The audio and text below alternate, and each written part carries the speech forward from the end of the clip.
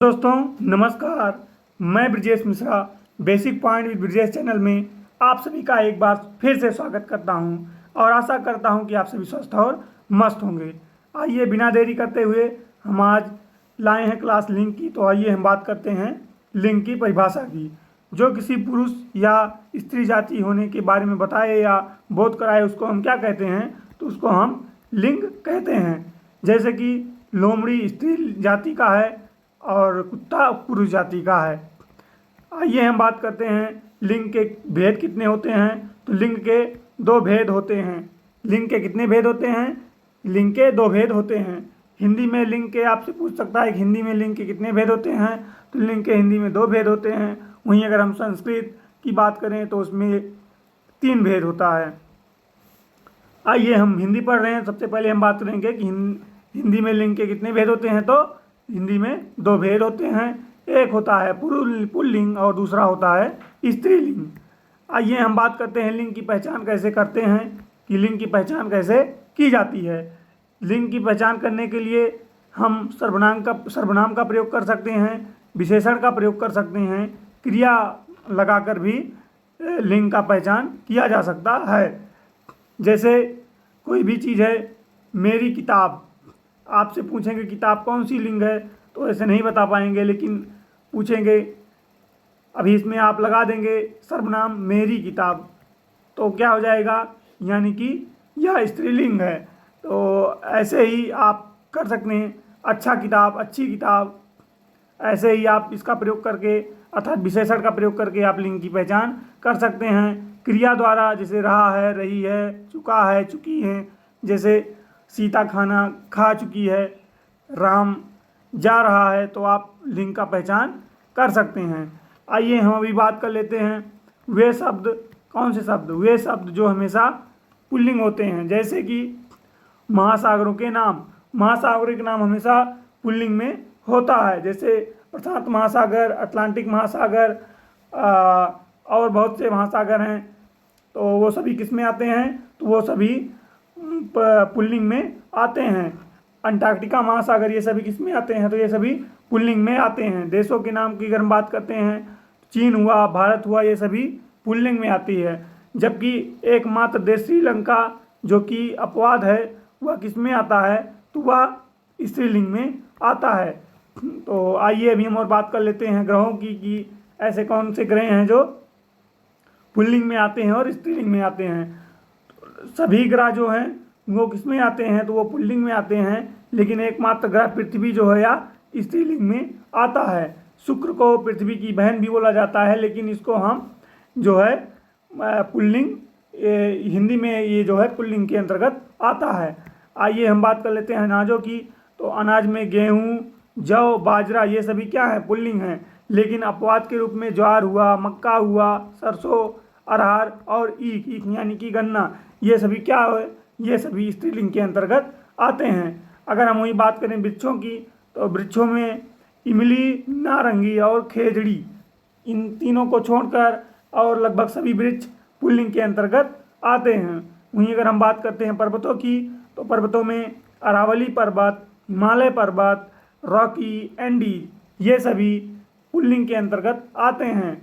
अगर हम धातु, रत्न और नगों की बात करें, तो उसमें कौन सा, सोना जो है या पुल्लिंग के अंतर्गत आता है, जबकि चांदी और मणि ये सभी किसके अंतर्गत आते हैं, तो ये सभी स्त्रीलिंग के अंतर्गत आते हैं। अगर हम द्रव्य पदार्थों की बात करते हैं, तो जैसे पानी हुआ, दूध हुआ और दही, ये सभी पुल्लिंग के अंतर्गत आते हैं। जैसे पानी पी लिया, पीली नहीं कभी बोला जाता, अगर आप बोल रहे हैं तो वो गलत है। दूध पी लिया, ना कि पीली। अगर पी लिया बोल दिए तो सही है, अगर पीली बोल दे तो वो गलत है। दही, या आपको लगता होगा कि स्त्रीलिंग है, लेकिन यह पुल्लिंग है, दही खाया। और अगर हम बात करते हैं स्त्रीलिंग की, कि द्रव्य पदार्थों में स्त्रीलिंग कौन कौन से हैं, तो चाय हुआ, कॉफ़ी हुआ, लस्सी हुआ, छाछ और शराब, ये सभी क्या हैं, ये सभी स्त्रीलिंग के अंतर्गत आते हैं। वहीं अगर हम बात करते हैं वार महीनों के नामों की, तो सोमवार और मंगलवार, ये सभी क्या है, तो ये सभी जो है पुल्लिंग है। जबकि अगर हम बात करें कि स्त्रीलिंग की, तो जनवरी, मई, जुलाई और फरवरी, ये सभी स्त्रीलिंग के अंतर्गत आते हैं। जो भी आपको नीले रंग से दिखाई दे रहा होगा ये सभी अपवाद हैं, यानी कि ये सभी स्त्रीलिंग के अंतर्गत आते हैं। अगर हम बात करें सभी वर्णों की तो सभी वर्ण पुल्लिंग होते हैं, लेकिन मात्र 3 वर्ण जो है ये ह्रस्व ई, दीर्घ ई और री, ये 3 जो है स्त्रीलिंग के अंतर्गत आते हैं। और जबकि का, खा, गा, पा, चा, आ ये सभी क्या हैं, तो ये सभी पुल्लिंग के अंतर्गत आते हैं। अगर हम बात करें वहीं ये शब्द जो हमेशा स्त्रीलिंग होते हैं तो ऋतुओं के नाम हमेशा क्या होते हैं, तो ऋतुओं के नाम हमेशा स्त्रीलिंग के अंतर्गत आते हैं। जैसे गर्मी हुआ, सर्दी हुआ, ये सभी किसके अंतर्गत आएंगे, तो ये सभी जो है स्त्रीलिंग के अंतर्गत आएंगे। जैसे आपसे पूछ लेंगे कि निम्नलिखित में से कौन सा स्त्रीलिंग शब्द है, तो आपको ऑप्शन में मिल जाएगा। इसे गर्मी दे देंगे तो वह क्या होगा, स्त्रीलिंग शब्द है। वहीं अगर आपको श्रावण हुआ, या पतझड़ हुआ, तो ये दोनों पुल्लिंग के अंतर्गत आते हैं। अब ये हम अभी बात कर लेते हैं कि झील व नदियों के नाम, तो सिंधु नदी, झेलम, सतलज और ब्रह्मपुत्र ये सभी पुल्लिंग के अंतर्गत आते हैं। बाकी गंगा हुआ, यमुना हुआ, ये सभी स्त्रीलिंग के अंतर्गत आते हैं।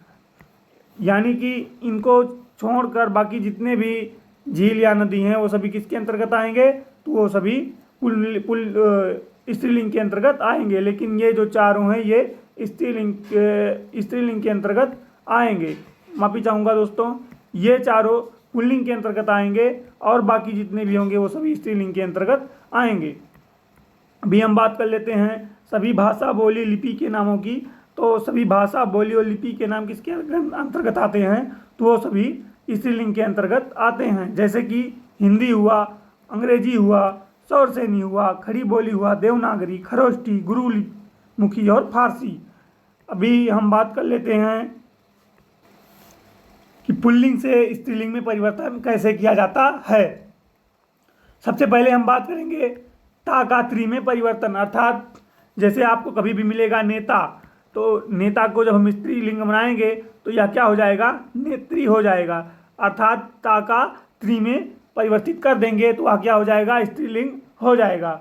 जैसे आप यहाँ पे देख सकते हैं, यहाँ पे अभिनेता में ता है तो इसको यहाँ पे त्री कर दिए हैं, तो वह क्या हो जाएगा, स्त्रीलिंग में हो जाएगा। जैसे कवि है तो कवियत्री, ये इसका स्त्रीलिंग है। ऐसे दाता है तो दाता का दात्री हो जाएगा।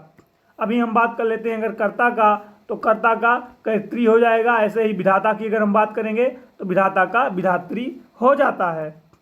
अभी हम बात कर लेते हैं मान या वान का मान, मति या वती में परिवर्तन, अर्थात जहाँ कहीं भी आपको मान या वान दिखाई पड़े और उसका लिंग स्त्रीलिंग बनाने के लिए बोले तो वहाँ पर आप मति और वती का प्रयोग कर सकते हैं। जैसे श्रीमान को श्रीमती, स्त्रीलिंग इसका श्रीमती होता है। श्रीमान का स्त्रीलिंग क्या होता है, तो श्रीमती होता है। ऐसे अगर हम धनवान की बात करेंगे तो धनवान का स्त्रीलिंग क्या हो जाएगा, तो धनमती हो जाएगा। अगर हम शक्तिमान की बात करते हैं तो शक्तिमती हो जाएगा।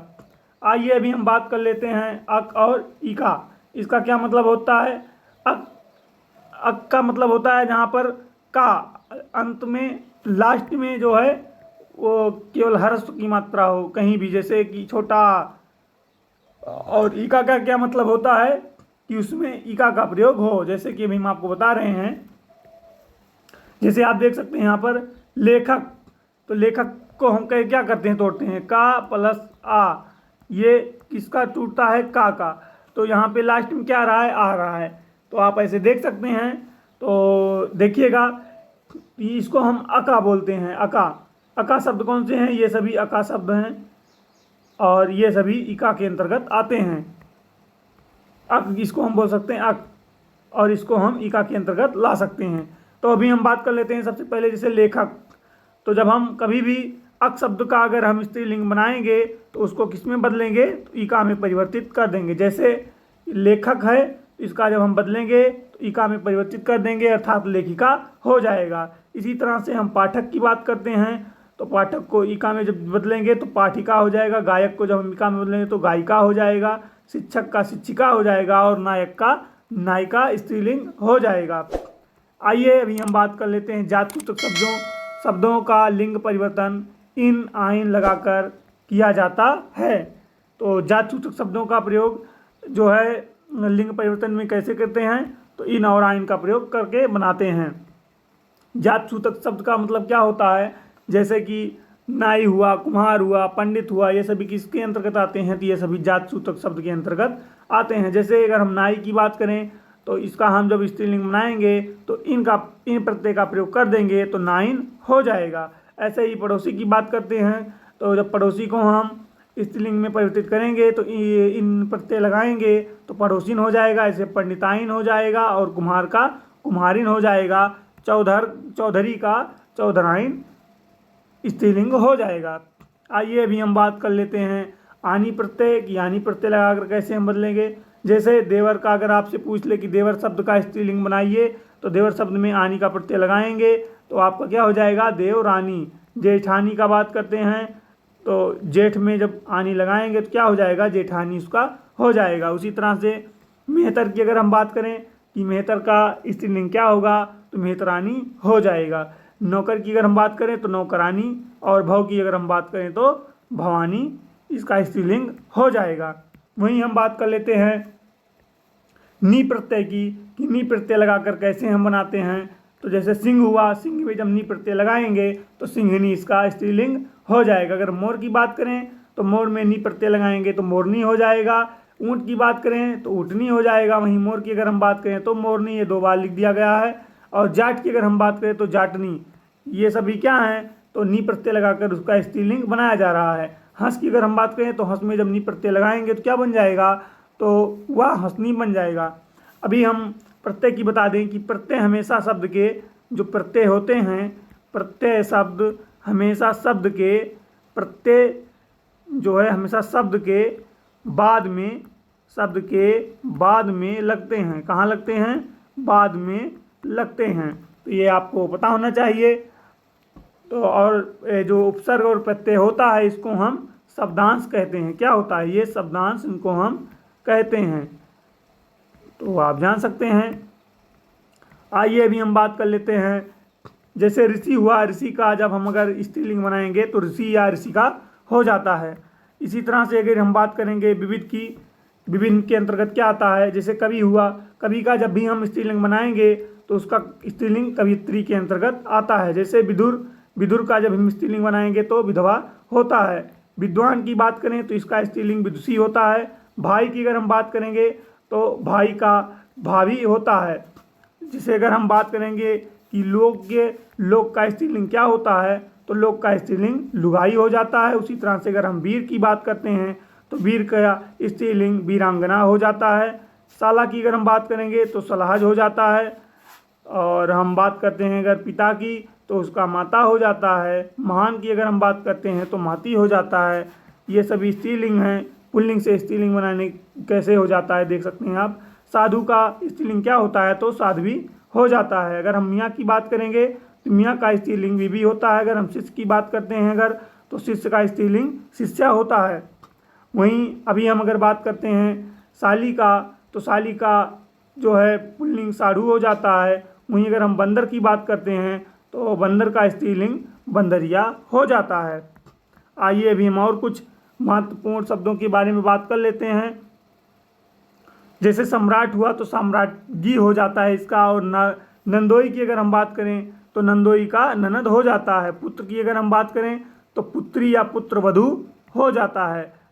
और वहीं अगर हम बात करें सुत की, सुत का स्त्रीलिंग सुता होता है। अग्रज की अगर हम बात करें तो अग्रजा हो जाता है। अनुज की अगर हम बात करें तो अनुजा हो जाता है। वहीं हम अगर बात कर लेते हैं बिलाव की कि बिलाव का स्त्रीलिंग क्या होता है, तो बिल्ली हो जाता है।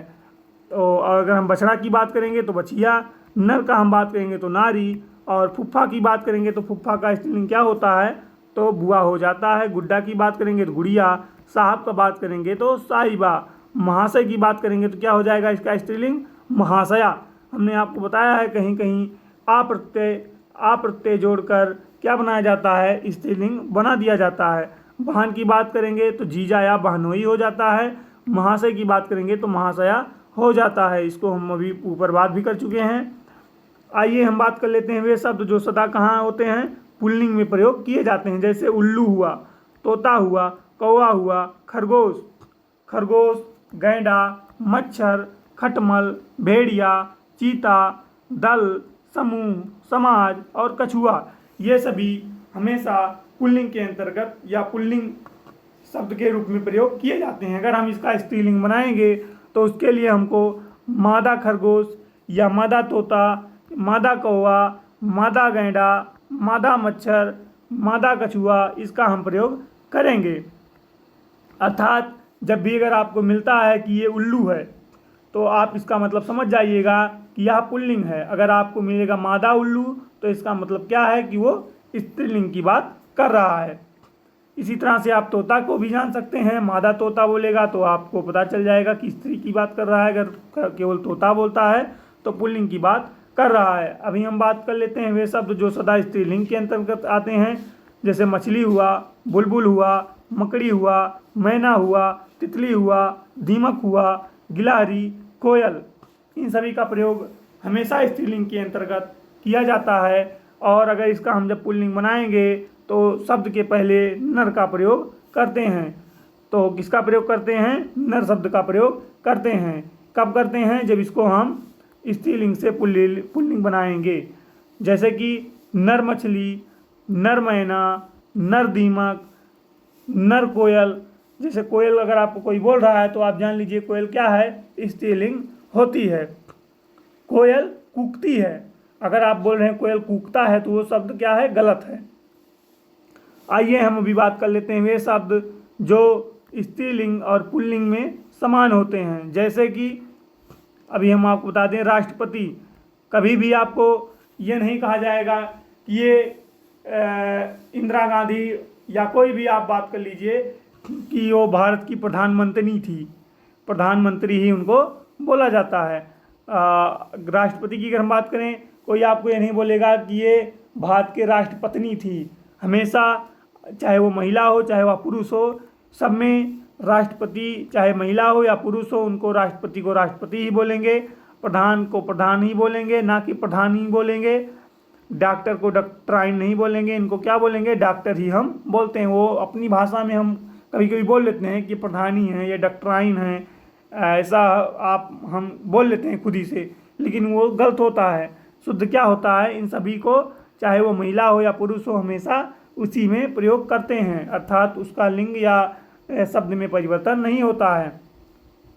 राज्यपाल की अगर हम बात करें तो ये भी हमेशा पुल्लिंग और स्त्रीलिंग दोनों में समान होता है। मित्र हुआ, चित्रकार हुआ, कलाकार हुआ, खिलाड़ी हुआ, शिशु और ग्राहक, ये सभी पुल्लिंग और स्त्रीलिंग दोनों में क्या होते हैं? तो ये सभी दोनों पुल्लिंग और स्त्रीलिंग में समान होते हैं। इसी के साथ दोस्तों इस सेशन की समाप्ति होती है। जय हिंद, जय भारत, धन्यवाद।